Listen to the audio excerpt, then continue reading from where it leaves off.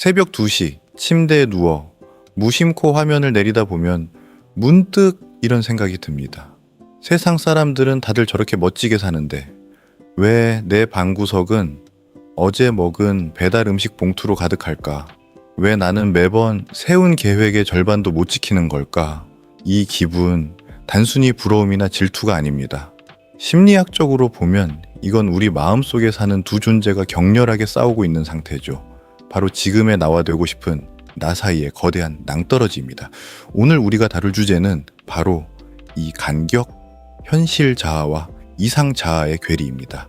이 간격이 벌어질수록 우리는 왜 우울해지는지, 그리고 어떻게 하면 이 낭떠러지에 다리를 놓을 수 있는지 지금부터 아주 깊숙이 들어가 보겠습니다. 인본주의 심리학의 거장 칼 로저스는 인간의 자아를 크게 두 가지로 나누어 설명했습니다. 첫 번째는 현실 자아입니다. 이건 필터 없는 기본 카메라로 찍은 내 모습과 같아요. 아침잠이 많고 가끔은 게으름도 피우고 남들 앞에 서면 긴장하기도 하는 있는 그대로의 나죠.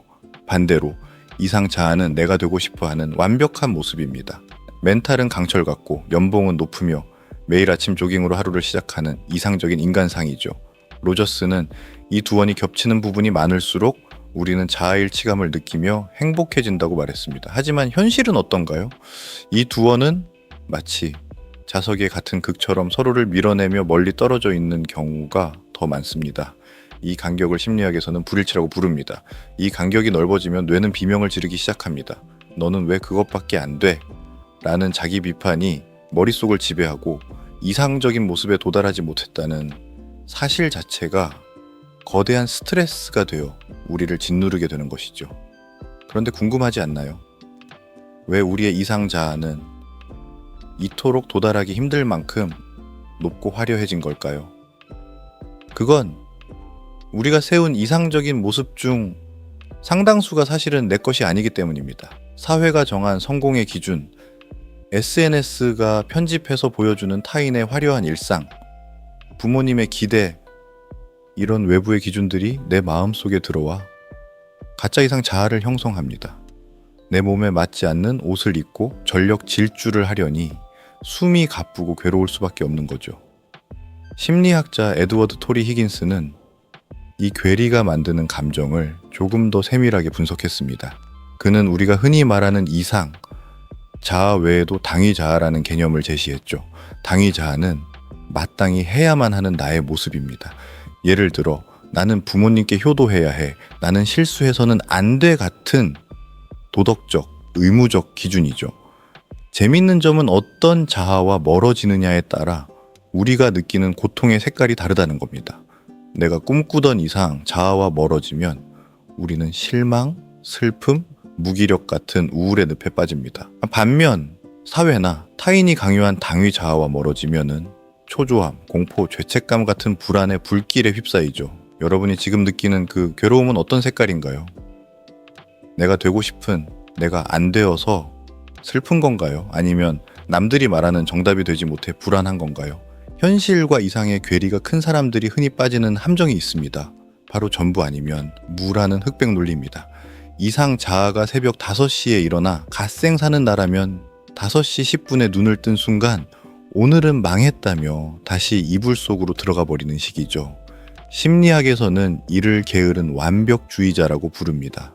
이상적인 기준이 너무 높다 보니 조금이라도 흠집이 나면 아예 시작조차 안 하거나 중도에 포기해버리는 겁니다. 실패가 두려워 아예 경기장에 들어가지 않는 것이죠. 하지만 아이러니하게도 우리가 침대에 누워 스마트폰을 보며 괴로워하는 이 순간에도 우리의 이상 자아는 저 멀리 달아나며 우리를 더 강하게 질책합니다. 사회적 관계에서도 문제는 발생합니다. 현실의 초라한 나를 들키고 싶지 않아서 우리는 가면을 씁니다. SNS에는 가장 행복한 순간만 올리고 회사에서는 이제 유능한 척 연기를 하죠. 이걸 가면 증후군이라고 합니다. 남들이 나를 칭찬해도 이건 진짜 내 모습이 아닌데 속이고 있는 거야 라는 생각에 오히려 더 불안해집니다. 우리는 모두 오스카 주연 상급 배우들입니다. 겉으로는 여유로운 척, 요즘 그냥 그래라고 말하지만 속으로는 내 인생 이대로 괜찮나, 라며 8시 뉴스 속보급 긴박한 독백을 이어가고 있으니까요. 이 연극이 길어질수록 우리는 진짜 내가 누구인지 잊어버리는 번아웃에 직면하게 됩니다. 칼 로저스는 이 고통스러운 괴리를 끝낼 마법 같은 문장 하나를 남겼습니다.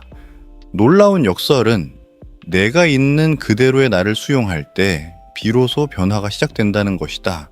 우리는 흔히 나를 채찍질하고 비난해야 더 나은 사람이 될 거라고 믿습니다. 하지만 심리학은 반대로 말하죠. 현실의 초라한 나를 있는 그대로 인정하고 안아줄 때 비로소 이상을 향해 나갈 에너지가 생깁니다. 자기 수용은 포기가 아닙니다. 지금 내 상태가 이렇구나라고 객관적인 데이터를 확인하는 것에 가깝습니다. 나는 지금 불안하구나. 나는 오늘 좀 게으름을 피웠네라고 비판 없이 나를 관찰해 보세요. 나를 비난하는 데 쓰던 에너지를 나를 관찰하는 데 쓰기 시작할 때 두 자아 사이의 날카로운 칼날은 무뎌지기 시작합니다. 첫 번째 실전 전략은 여러분의 이상 자아를 구조조정하는 겁니다. 지금 여러분이 괴로운 이유는 그 목표가 너무 높아서가 아니라 내 것이 아니기 때문일 확률이 높습니다. 남들이 말하는 성공이라는 무거운 짐을 좀 덜어내 보세요. 정말 내가 원하는 모습인지 아니면 보여주기 위한 모습인지 구분해야 합니다. 누구에게도 보여주지 않아도 된다면 나는 어떤 사람이 되고 싶은가? 이 질문에 대한 답이 여러분의 진짜 이상 자아입니다. 타인의 기준을 걷어내고 나만의 속도에 맞춘 적정 수준의 이상을 설정하세요. 두 번째는 현실 자아의 유능감을 높이는 것입니다. 거창한 계획은 버리세요. 이상 자아가 운동 천재라면 오늘의 현실 자아는 운동화 끈 묶기만 성공하면 됩니다. 심리학에서는 이를 작은 승리라고 부릅니다. 아주 작은 성취가 반복되면 뇌는 나 좀 괜찮은데? 라는 신호를 보내고 현실과 이상의 교집합은 자연스럽게 넓어집니다.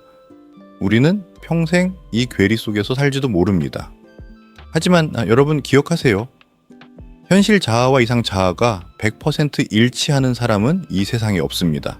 그 간격은 우리가 부족하다는 증거가 아니라 더 나은 내일을 꿈꾸고 있다는 살아있는 에너지의 증거입니다. 오늘 하루 당신의 이상 자아에게 조금만 천천히 가자고 말해주는 건 어떨까요? 그리고 지금 여기 조금은 서툴고 부족한 현실의 나에게 오늘도 고생 많았어라고 먼저 손을 내밀어 주세요. 당신은 당신인 채로 이미 충분히 가치 있는 존재니까요. 생각의 회로가 여러분의 삶의 작은 위로가 되었길 바랍니다.